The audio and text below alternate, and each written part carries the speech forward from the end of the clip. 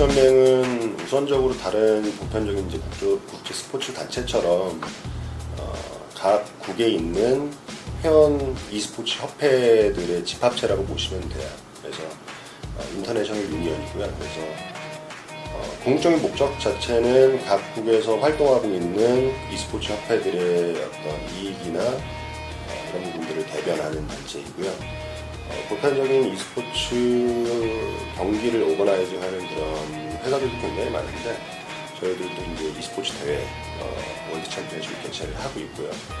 월드 챔피언십이라는 플랫폼을 통해서 그동안 이제 저희가 e스포츠 관련된 경기적인 측면들에 대한 어떤 규정이나 스탠다드들을 이제 프레젠팅하는 그런 플랫폼이라고 생각하시면 될 것 같고요.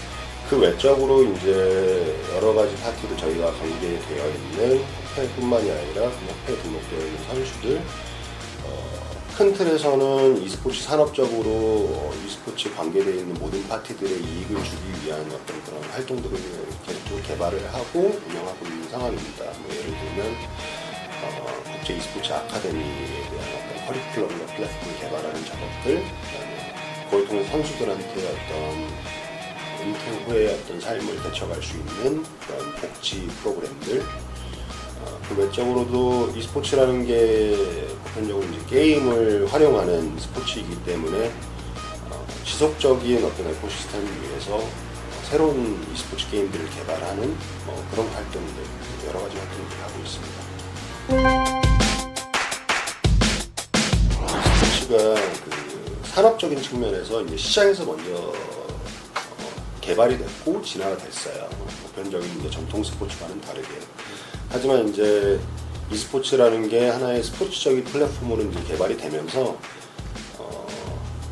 여러 가지 이제 공공 구조에 대한 어떤 수요가 높아졌죠. 그래서 이제 협단체들이 이제 계속적으로 생겨나서 국제 e스포츠 연맹이 처음에 설립이 됐을 때 8개 회원국 협회로 시작을 했거든요. 현재는 48개 회원국 협회를 보유하고 있고요.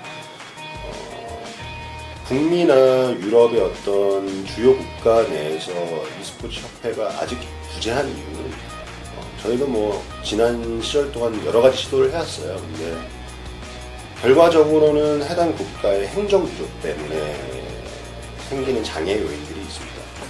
예를 들면 미국 같은 경우에는 지난 시절 동안 주 단위에서 올라올 수 있었던 e스포츠 단체들이 꽤 많이 있었고요. 근데 이제 워낙에 이제 선진국들이 가지고 있는 행정 구조나 이런 부분이 복잡하기 때문에 연방 정부 차원에서 전 국토를 커버할 수 있는 그런 e스포츠 협회를 만들어서 승인을 받고 이런 작업들을 하기 위해서는 국가 전체적으로 그리고 정치적으로, 정책적으로, 행정적으로 e스포츠라는 부분들에 대한 어떤 국가적인 컨센서스가 어느 정도 이루어져야 되는 부분들이 있어요. 그런 부분들에 대해서 이제 국가적인 컨센서스가 이루어지지 않으면 연방을 대표할 수 있는 협회가 나오는 게 사실 쉽지 않은 부분이죠. 근데 시장 자체가 워낙에 이제 무르익었고 거기서 파생되는 이제 공공의 어떤 이런 니즈 때문에 지금 뭐 여러 가지 기사에서 접하실 수 있는 것처럼 독일이나 프랑스나 이런 국가들에서는 정부 차원에서 e스포츠를 이제 끌고 가려는 움직임들이 생기고 있고요. 그런 부분들이 이제 북미나 이런 부분들을 어느 정도 전파가 될 거라는 예상을 하고 있고, 국제 e스포츠 연맹 차원에서도 이제 그런 부분들을 지원하기 위해서 올해 말이나 내년 초 정도에 이제 북미에서 이제 컨퍼런스 이벤트를 개최를 해서 지금 현재 북미에 있는 게임사들 그리고 e스포츠 활동을 하고 있는 영리 섹터의 어떤 회사들, 프로팀들, 그 외적으로 저희가 이제 연을 맺고 있는 북미 쪽의 어떤 스포츠 단체 기구에서 일하고 있는 키피겨들 뭐 이런 사람들을 초청을 해서 컨퍼런스를 개최해서 터놓고 얘기를 한번 해볼 예정이에요. 그렇죠. 예를 들면 그 산업 내에서 시장을 리딩하는 그런 영리 기업들, 예를 들면 라이엇, 밸브, 블리자드 같은 북미에 이제 내노라하는 이런 게임 회사들이 e스포츠 씬을 미국을 대표해서 활동을 할 수 있는 부분은 아니거든요. 왜냐하면 결과적으로는 그들 회사들은 영리 목적을 추구하는 회사이기 때문에 그런 상징성이나 대표성을 가지기 쉽지가 않아요. 결과적으로는 비영리 목적으로 어떤 하나의 국코즈들을 내세우는 단체들이 생겨나야 되는 부분이고, 그런 단체들이 공공구조와 연결이 돼야 되는 부분인데, 선진국들에서는 행정적인 구조가 굉장히 복잡해서 그런 단체가 나오는 데 시간이 굉장히 많이 걸리는 부분이고, 그런 것들이 이제 주요 요인이라고 볼 수 있겠죠. 그리고 현재 분위기가 무르익고 있는 상황에서 공공구조에서도 그런 디맨드들이 많이 높아지고 있어서 가까운 미래에 그런 협단체들을 설립을 하고 ISF 내 회원국 협회로 받아들일 수 있는 부분들이 이제 만들어질 수 있을 거라고 생각합니다. e스포츠와 올림픽이라는 화두 자체가 글로벌하게 굉장히 핫한 화두가 되어 있는데요. 많은 사람들이 그 화두에 대해서 열광을 하나 그 저변에 있는 그런 충족해야 되는 요건들에 대해서는 잘 모르시는 것 같아요. 예를 들면 올림픽이라는 어떤 큰 이벤트의 e스포츠가 편입이 되기 위해서는 우선은 IOC의 이제 승인이 필요하죠. e스포츠라는 종목을 관장하는 국제기구의 승인이 필요한 거고요. 해당 기구가 이제 ISF, 국제 e스포츠 연맹이라는 단체가 되겠죠. 근데 그 IOC의 승인 절차를 받기 위해서 선결돼야 되는 조건이 있는데요. 스포츠 어코드라는 그 각 국제 스포츠 연맹들이 회원으로 가입되어 있는 어떤 하나의 유니언이 있어요. 예를 들면 FIFA나 뭐 농구의 FIVA나 뭐 이런 국제 스포츠 연맹들이 정회원으로 가입되어 있고요. 그 스포츠 어코드라는 단체에 정회원으로 가맹이 되어야 IOC의 승인을 챌린지 해볼 수 있는 그런 자격 요건이 주어지는 거죠. 그래서 지금 2013년부터 시작을 해서 국제 e스포츠 연맹도 현재 4년 동안 그 스포츠 어코드라는 단체에 가맹을 하기 위한 노력들을 하고 있는데요. 정말 많은 자격 요건이 필요하죠. 예를 들면 반도핑에 대한 어떤 규정을 가지고 활동들을 해서 국제 반도핑 기구의 공식 조인 기구가 돼야 되는 뭐 이런 조건도 있고요. 그 외적으로도 비영리 단체로서 내부적으로 가져야 되는 뭐 재정적인 투명성이나 뭐 그다음에 내부 구조가 뭐 민주적으로 이사회, 총회 그리고 회장 선출 뭐 여러 가지 구조들이 보편적인 국제기구들이 가지고 있는 기준에 맞게 투명하고 뭐 적절하게 이루어지고 있느냐라는 것들을 평가하는 기준들이 굉장히 많아요. 그래서 그 부분들에 대한 것들은 지난 시간 동안 굉장히 많은 노력을 투자를 해서 조건들을 다 충족시키고 있어요. 근데 외적으로 하나 지금 남아있는 조건 자체가 굉장히 어려운 조건인데요. 지금 40개 이상의 회원국 협회들이 각국의 올림픽위원회 혹은 한국의 문화체육관광부 같은 정부의 권위 있는 체육기구에 이제 인정을 받는 그런 조건이 필요한데 사실 e스포츠뿐만이 아니라 새로운 뉴스포츠들이 그런 조건을 충족시키기가 굉장히 쉽지가 않아요. 정치적으로도 기존에 인증을 받고 있는 스포츠들이 새로운 스포츠가 들어오게 되면 정부에서 나오는 어떤 기금이나 퍼블릭 캐피털에 대한 부분들을 새로운 스포츠와 이제 나눠 써야 되는 부분이기 때문에 그 내부적인 사회적인 컨센서스를 이루어내기 굉장히 쉽지 않은 부분들이 있죠. 그럼에도 불구하고 e스포츠는 굉장히 빠르게 발전을 하고 있고요. 저희가 뭐 8개 회원협회로 시작을 해서 지금 48개가 있지만 지금 48개 회원협회 중에서 오늘 기준으로 27개가 해당 승인을 받고 있는 상황이고요. 13개 협회 추가적인 승인을 받는다라고 하면 스포츠 어코드 정회원 가맹이 가시적으로 되는 상황이고요. 지금 뭐 IOC와의 관계도 굉장히 좋게 가져가고 있기 때문에 스포츠 어코드 정회원 가맹 부분이 이제 해결이 된다라고 하면 IOC 측에서도 e스포츠를 승인할 용의가 있다라는 피드백을 받고 있는 상황이고요. 모든 사람들이 동일한 의견을 가지고 있지는 않죠. 그러니까 조직의 의견을 봐야 될 것 같아요. 토마스 바흐라는 이제 IOC 위원장이 한 사람의 의견으로 그렇게 얘기를 할 수 있으되 아무리 IOC 위원장이라고 해서 자기의 모든 의사 결정을 독단적으로 할 수는 없는 거거든요. 그 IOC의 승인이라는 부분은 IOC의 이제 내부에 그 새로운 스포츠를 인정하는 스포츠 부처가 있습니다. 스포츠 디파트먼트가 있는데 그 부처에서 이제 결정할 사항이고, 물론 위원장의 어떤 발언들은 정치적으로 영향을 미치긴 하겠죠. 하지만 토마스 바흐 외에 많은 또 사람들이 IOC 내부에서도 이 스포츠를 긍정적으로 바라보는 사람도 있고, 아직은 시기상조라고 바라보는 사람들도 있기 때문에 정치적으로 외교적으로 굉장히 많은 노력을 또 추가적으로 해야 되는 부분이 있긴 하겠죠. 종목 자체를 플랫폼화 시키는 작업들을 굉장히 오랫동안 해왔어요. 그러니까 종목이 게임의 어떤 수명이 끝남으로써 해당 e스포츠가 끝나는 게 아니라 다른 비슷한 장르의 게임 종목으로 대체가 된다든지 뭐 이런 부분들에 대한 연구를 굉장히 오랫동안 해왔고요. 지금 말씀하신 화두에 대해서도 뭐 스포츠 사회에서도 걱정하는 부분들이 있기는 해요. 하지만 이제 e스포츠를 플랫폼화시키고 규격화시키고 규정화시켜서 이런 장르의 e스포츠가 활동이 될 수 있다라는 부분들을 어필하는 과정에 있고요. 그런 부분들에 대해서는 현재 크게 이제 문제시 된다거나 이런 부분은 아직 없는 것 같아요. 오히려 스포츠 사회에 들어가는 데 있어서의 장애의 요인이라기보다는 내부적으로 e스포츠 산업 내에서 지속적으로 고민해야 될 숙제인 것 같습니다.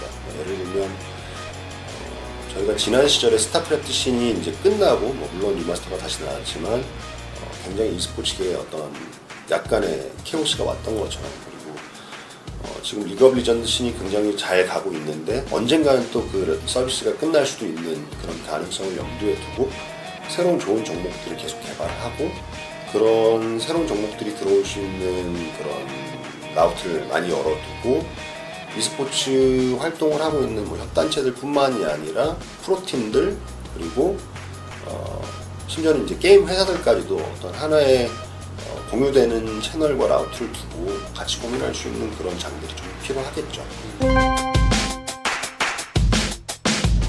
해당 화두에 있어서 저희도 뭐 딱히 클리어한 방안을 가지고 있지는 않았었어요, 예전에는. 올림픽이라는 것도 사실은 국제 e스포츠 연맹 같은 조직에도 어떻게 보면 하나의 목표이긴 하지만 실제로 클리어하게 잡히는 어떤 그림은 아니었기 때문에 거기에 대한 고민을 하지 않다가 2013년도에 그 OC에서 개최했던 인천에서 있었던 실내무도 경기대회 이후에 이런 종목 선정에 대한 명백한 기준이 필요하겠다라는 얘기들이 이제 내부적으로 있었고요. 지금 약 4년에 걸쳐서 지금 그런 부분들에 대한 개발은 어느 정도 해놓은 상황이에요. 예를 들면 말씀하신 것처럼 종목에 대한 수명이 있기 때문에 4년에 한 번씩 개최되는 올림픽 스타일의 어떤 이벤트들을 위해서 특정 게임을 선정을 해놓는 거는 굉장히 이제 리스크가 큰 부분이 있거든요. 그래서 장르별로 특정 종목들을 리스트업을 해놓고 그 종목들을 선정할 수 있는, 해당 시점이 왔을 때 선정할 수 있는 포인트들, 기준들 이런 것들을 지금 문서해놓고 준비를 해놓고 있는 상황입니다. 이제 지금 뭐 정치적으로 여러 가지 문제들이 있지 않는 한 그런 기준들을 적용을 해서 좀 투명하게 종목을 선정할 수 있는 기준들을 현재 보유하고 있는 상황입니다. 장르별로 지금 솔팅을 해놨고요. 그 해당 장르에서 예를 들면 모바 장르에서 뭐 도타도 있고 히로즈 오브 스톰도 있고 LOL도 있고 뭐 여러 가지 종목들이 있는데, 해당 종목들이 적어도 현재 현존하는 ISF의 회원국 협회에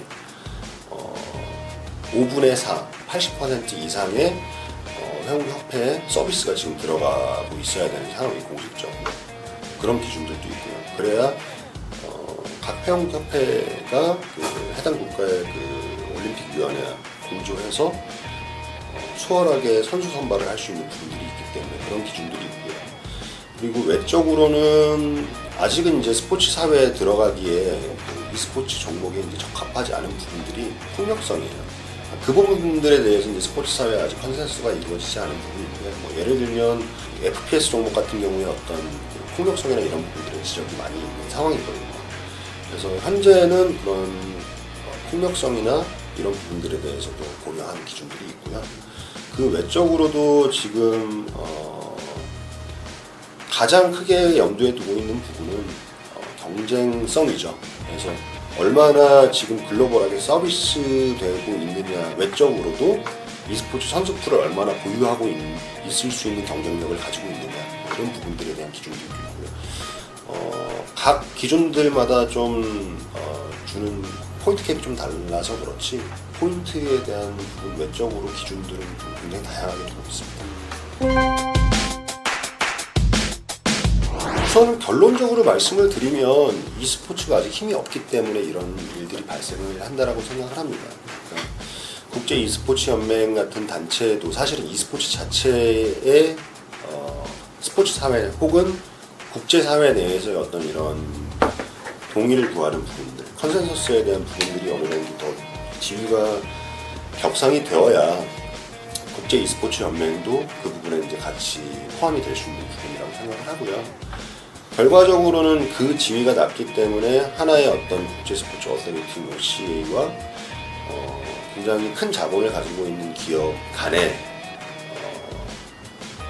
뒤에서의 어떤 비하인드 토크를 통해서 이런 좀 프로답지 못한 결정들이 이제 나올 수 있었던 부분인데요. 그래서 그런 부분들에 대해서는 안타깝긴 하지만 어느 정도는 저희도 향후 노력해야 되는 부분이구나라고 생각하는 부분들이 있고요. 사실은 뭐 여러 가지 정치적인 부분들이 이제 껴있는 부분들이 있습니다. 이제 OCA와 ISF 사이에서는 그동안 굉장히 이제 좋은 관계들을 유지를 해왔는데, 스포츠 사회 내에서도 사실은 이런 마케팅이나 자본에 대한 부분들, 경제적인 이유들이 굉장히 큰 화두들이 되고 있어요. 비단 올림픽 가장 핫하다는 이제 올림픽 게임 같은 경우에도 마케팅이 잘 되지 않고 예전에 비해서 예산이 항상 부족하고 그런 부분이 개최 국가나 개최 도시에 굉장히 큰 짐이 되고 이런 이슈들이 굉장히 많이 있거든요. 그런 측면에서 하나의 이제 큰 자본을 가지고 있는 거대 기업이 돈을 다 대겠다라고 했을 때 주최를 하는 해당 스포츠 기구에서 그 부분을 굉장히 이제 매력적으로 바라봤을 수도 있을 거라고 생각을 해요. 하지만 이제 그런 과정에 있어서 절차적인 부분들을 얼마나 정확히 하느냐라는 부분들에 있어서 굉장히 안타까운 부분들이 많죠. 예를 들면 근본 투르크메니스탄 실내무도 경기대회 같은 경우에는 사실은 저희가 이전 2013년도에 이미 그 투르크메니스탄 정부랑 얘기를 했던 이력이 있어요. 인터넷에 대한 인프라스트럭처나 e스포츠를 할 수 있는 환경 요건에 대해서 전혀 가지고 있지 않은 상황이었고 현재도 굉장히 그 리스크가 큰 상황에 있죠. 그래서 ISF 같은 경우에는 투르크메니스탄 실내무도 경기대회는 전혀 저희 옵션을 두고 있지는 않았었어요. 결과적으로는 저희가 e스포츠를 프레젠트를 해야 되는 입장인데 환경적인 요인이나 인프라적인 요인 때문에 e스포츠의 어떤 퀄리티나 밸류가 낮아진다라고 하면 안 하는 이만 못하는 부분이 있기 때문에 그런 부분들에 대한 고려를 하고 있었는데, 지금 현재 그 운영되고 있는 부분이나 그리고 그런 인프라나 네트워크에 대한 기준들 이런 것들도 전혀 서 있지 않은 상황에서 각 국의 어떤 그 국가대표 선발전 이런 부분들에 대한 어떤 기준도 정확히 마련되어 있지 않은 상황이죠. 그래서 회원 협회들에서는 이미 보이콧 선언이 굉장히 많이 나온 상황이고요. 지금 정식 종목이 아니기 때문에 e스포츠 선수들이 국가대표로 인정받는 부분들도 굉장히 미약할 것 같고요. 물론 이제 스포츠 어코드와 IOC에 대한 이슈가 빠르게 해결이 된다라면 어떤 하나의 거대 기업들의 어떤 돈에 대한 자본에 대한 논리 외적으로도 충분히 바로 풀릴 수 있는 이슈이긴 한데요. 결과적으로 저희는 선수들 그리고 협회들의 어떤 그 이익을 생각을 해서 좀 조심스럽게 좀 접근하고 있는 그런 상황에 있습니다. 정말 많은 고민을 했었죠. 사실은 이제 저도 제 자체가 이제 이런 프로게이머 출신은 아니지만 게임을 굉장히 좋아하던 이제 아마추어 게이머 출신이기도 하고, 그 외적으로 이제 저 개인적인 백그라운드 저도 사실은 스포츠 쪽에서 원래 이제 일을 하던 사람으로서 같은 뭐 여러 가지 부분들에 대한 고민을 많이 해봤어요. 근데 그런 얘기를 하시는 분들의 논리가 틀리지는 않다라고 생각을 해요. e스포츠가 자체적으로 발전을 하고 유니크한 e스포츠만의 문화를 가지고 발전을 해야 된다라고 생각을 하기도 하고, 그렇게 발전을 하는 게 맞는 측면도 분명히 있지만 e스포츠가 이제 시장에서부터 시작되는 하나의 이제 스포츠라고 봤을 때 e스포츠라는 문화 그리고 e스포츠라는 코드 자체를 가져가는 데 있어서 가장 크게 기여하고 있는 사람들은 사실은 선수거든요. e스포츠 선수가 가장 중요하게 이제 대접을 받아야 되는 게 이제 e스포츠 판에서 이루어져야 하는데 하나의 이제 그 셀러브리티처럼 선수 생활을 하는 동안 굉장히 짧은 수명을 가지고 e스포츠 선수 생활을 하고 근데 그 성공적인 선수가 되기 위해서는 스포츠 선수 못지않게 굉장히 많은 노력과 시간을 투자해야 되는데 그런 부분들이 공공 구조 안에서 이루어지지가 않아요. 왜냐면 e스포츠는 현재 스포츠가 아니기 때문에 그러니까 공공 구조 안에서 이루어지지 않기 때문에 이들이 선수 생활이 끝나면 보호를 받지 못하는 거예요. 예를 들면 교육과 연계가 되지 않고요. e스포츠 이후에 어떤 2차적인 삶의 어떤 시작을 할 때 공공구조에 백업을 받을 수가 없어요. 그래서 가장 중요한 파트인 선수들에 대한 보호장치가 너무 없다라는 거죠. 그래서 그럼 뭐 스포츠도 마찬가지였어요. 예전에 100년 전에는 뭐 그랬지만 지금 공공구조가 너무 없는 상황에서 e스포츠의 문화만을 발전시켜 나간다고 했을 때 가장 피해를 많이 보는 파티는 현재 e스포츠를 이끌고 가고 있는 선수들이 될 거예요. 단순하게 올림픽의 e스포츠를 가져가야 된다는 목표 아니면 단순하게 e스포츠가 스포츠에 포함되어야 된다는 화두 뭐 이런 부분 측면보다는 선수들의 복지나 선수들의 보호 그리고 공공구조를 통해서 e스포츠가 좀 건강하게 발전할 수 있는 이런 부분들을 목적으로 사실은 스포츠에 접근을 한다고 보시는 게 저희 의도와 훨씬 부합할 것 같습니다. 사실은 e스포츠가 커뮤니티 문화에서 시작해서 여기까지 오는데 굉장히 짧은 시간이 걸렸습니다. 그게 e스포츠가 가지고 있는 잠재력이라고 보고 있고요. 사실은 이제 시간의 흐름에 따라서 청소년층뿐만이 아니라 청소년이었던 이제 현재는 어른이 된 사람들의 문화 코드이기도 한데 시장도 어느 정도 무르익었고 하나의 문화 코드로서 자리 잡았지만 공공구조의 백업이 굉장히 필요한 시점이 된 거라고 생각을 합니다. 국내에서는 여러 가지 시도들과 노력들이 있어 왔고요. 제가 여러 국가들의 정부들과 얘기를 해봤을 때 약 5년 전과 지금과는 또 분위기가 굉장히 많이 다릅니다. 가까운 일본, 독일, 프랑스 등의 뭐 이런 주요 국가들에서 이미 새로운 정책들이 나오고 있고 정치적인 어떤 움직임들이 있는 상황인데 국내 팬들 그리고 국내의 정부 어떤 정책들도 향후 좀 더 발전적인 모델들에 대한 고민들이 모든 국내 e스포츠 파티들이 같이 고민하는 그런 부분들이 있어야 흔히 대한민국 내에서 얘기하는 e스포츠 종주국, e스포츠 주도권 이런 부분들에 대해서 지속적으로 끌고 나갈 수 있는 기제가 되지 않을까 싶습니다. 그래서 결론적으로 드리고 싶은 말씀은 그냥 하나의 문화 코드나 시장성만 보지 마시고 이게 어떠한 가치로서 공공적 가치를 e스포츠에 가져갈 수 있는 부분이 있을까라는 부분들을 정치권, 정부, 그다음에 민간 그리고 심지어는 팬들까지도 같이 고민을 해주신다라고 하면 대한민국의 종주국의 위상과 그런 대한민국의 레퍼런스들이 해외에 접목이 되면서 e스포츠가 지속적으로 발전할 수 있는 방향이 될 것 같습니다.